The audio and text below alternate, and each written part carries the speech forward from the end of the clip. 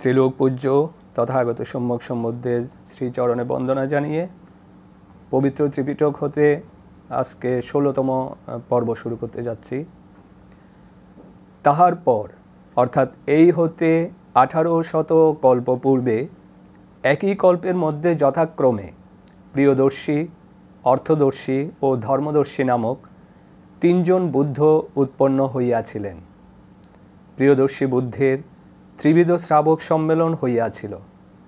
প্রথম সম্মেলনে 1,00,000 কোটি ভিক্ষু, দ্বিতীয় সম্মেলনে 90 কোটি ও তৃতীয় সম্মেলনে 80 কোটি ভিক্ষু উপস্থিত ছিলেন।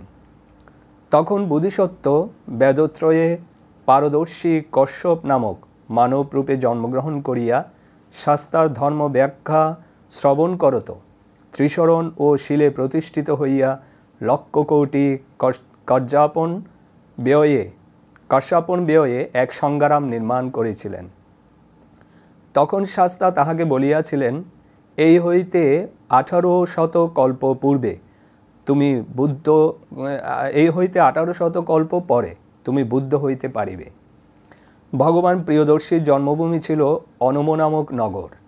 সুদিন্য নামক নরপতি তাহার পিতা, চন্দ্রা নাম্নী তাহার মাতা, পালিত ও সর্বদর্শী নামক 2 অগ্রশ্রাবক, শোভিত নামক উপস্থাপক এবং সুজাতা ও ধর্মদিন্না নামে তাহার 2 অগ্রশ্রাবিকা ছিলেন। তাহার বোধিতরু ছিল প্রিয়ঙ্গু বৃক্ষ। শরীরের উচ্চতা 80 হস্ত ও পরমায়ু ছিল 90 সহস্র বৎসর। সুজাতের পরে আসে নায়ক প্রধান, প্রিয়দর্শী নাম যার জগতে বাখান। অনন্ত গৌরব যার তুলনাবিহীন, জ্ঞান লাগি হই নাই কাহারও অধীন। তাহার পর জগতে অর্থদর্শী নামক শাস্ত্রার আবির্ভাব হইয়াছিল। তাহারও 3টি শ্রাবক সম্মেলন ছিল।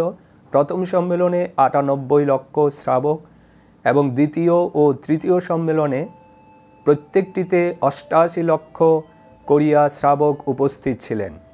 তখন বোধিসত্ত্ব সুসেন নামক মহাঋদ্ধিমান তাপস ছিলেন। তিনি দেবলোক হইতে মন্দার পুষ্পচ্ছত্র আনয়নপূর্বক তদ্বারা ভগবানকে পূজা করিয়াছিলেন। সেই শাস্ত্রাও তাহাকে বুদ্ধ হইবে বলিয়া ভবিষ্যৎবাণী করিয়াছিলেন।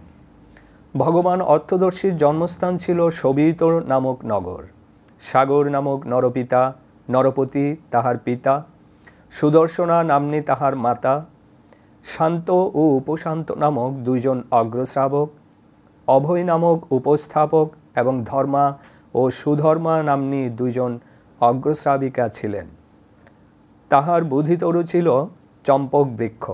দেহের উচ্চতা ছিল 80 হস্ত এবং পরমায়ু ছিল 1,00,000 বৎসর। তাহার শরীর প্রভায় চতুর্দিকে যোজন পরিমিত স্থান সর্বদাই উদ্ভাসিত থাকিত।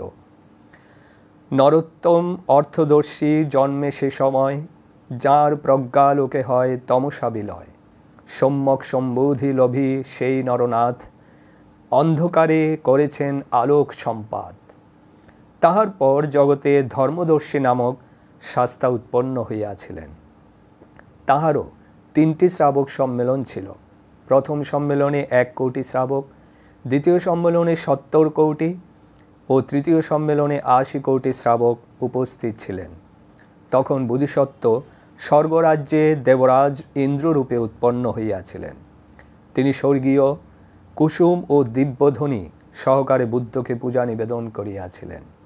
সেই শাস্ত্রাও তাহার সম্বন্ধে ভবিষ্যৎবাণী করিয়াছিলেন।